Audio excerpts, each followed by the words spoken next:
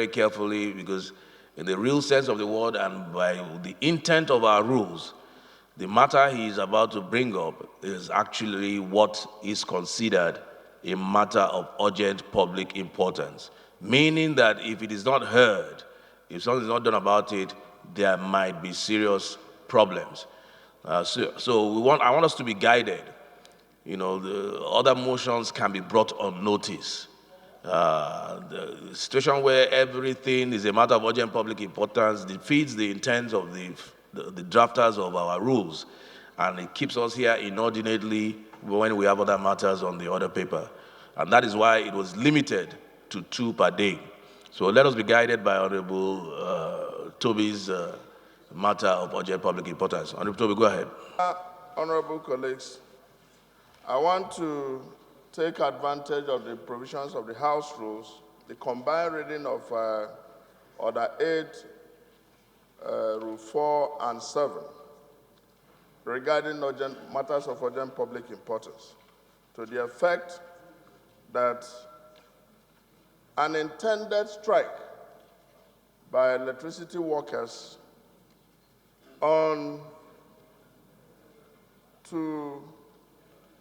that could lead to a breakdown of economic activities, social activities, and could bring the country to a standstill is averted. So I want to ask the House to permit me to take advantage of the rules and present this matter as a matter of urgent public importance.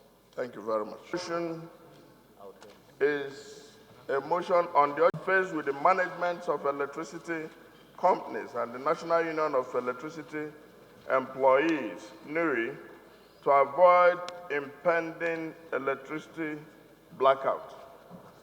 The House is aware that a petition dated November 7, 2019, was written to the Minister of Power by the National Union of Electricity Employees and copied to all DISCOs and GENCOs, where the union warned and gave a 21-day ultimatum that they would declare a nationwide strike if their demands, which includes non-payment of salary, arrears, remittance of pension deductions, refusal to pay over 2,000 disengaged workers of ex-PHCN staff since 2013, underpayment of over 50,000 ex-PHSN staff, casualization, outsourcing of workers are not met by the electricity companies. The House is further aware that the workers under the auspices of the National Union of Electricity Employees accused the Ministry of Power of failing to respond to their strike notification letter, which expires on the 10th day of December 2019. And the union, having exhausted every avenue for resolution of the dispute, has no other option than to withdraw services without further notice. The House is concerned that their resolve to go on with the strike without further notification came as a result of the information by a power sector consultant, wherein she said that the power generating companies and distribution companies barely need 1.2 trillion naira bailout to improve services. The House is further concerned that if this threat is carried out, the whole country will be plunged into total blackout. And considering the consequential role which electricity plays and the dependence upon electricity by all sectors of the country, including the National Assembly, there will be severe economic losses which will further impact the society negatively. The House is worried that Nigeria, as a member of the International Labour Organization, ILO, has ratified over 40 international labor conventions and has, through the National Assembly, enacted Labour Act, among other labor laws, by which Nigeria swore to protect the rights of workers of this country.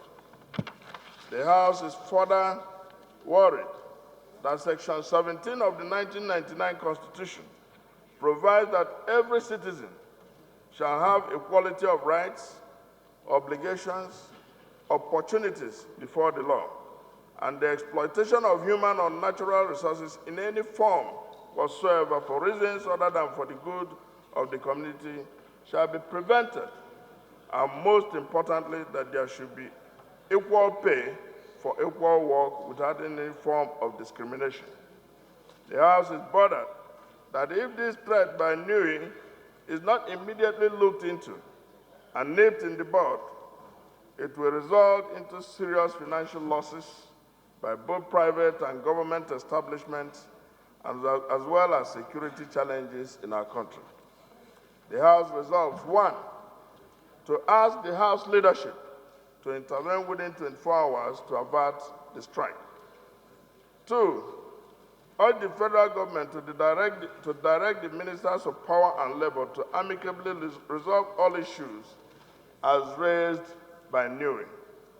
3, direct the committees on power and labor respectively to invite the Ministers of Power, Labor, and the heads of the various GENCOs and DISCOs to investigate the allegations against the companies and report back to the House within 2 weeks. I so move. Thank you, Mr. Speaker. Honorable colleagues, and transmission has been a recurrent issue in Nigeria. It is not peculiar to any part of the country because all the distribution companies, as I can assess, are having issues. Transmission is a huge challenge. The combined effect of these issues with strike action is it will be a major calamity for our country. And I believe that it is important that the National Assembly, where there are some missing links in an interface between the responsible agencies and ministries, and then the labor unions, it is our responsibility to avert a situation that can lead our country to any kind of misfortune, economically or socially. It's not in our interest that we see our people that would have labored and not paid, what they have worked for. But the point remains that we must find a solution to these issues. But it will not be in our interest economically to have a shutdown. It's better we talk to ourselves. It's better we plead with the unions to abate what they intend to do. Let us look into it. And that is why I have asked that leadership first and foremost, because already the date for the strike action has expired. Unless there is an immediate intervention, the strike takes place. And by the time they finish the strike, the consequences will even be much more than what they are being owed. So we are trying to avert a situation. That's why the need for that urgent intervention. As a routine, the committees will need to engage the ministries and the labor unions to find out what the issues are and how to deal with them. The House will not agree. We have moved severally here that we should not tolerate any casualization. We should not get into a situation where anybody is owed what he has worked for. And that is why we deliberately, the 8th Assembly and even current Assembly, paid particular attention to pension issues.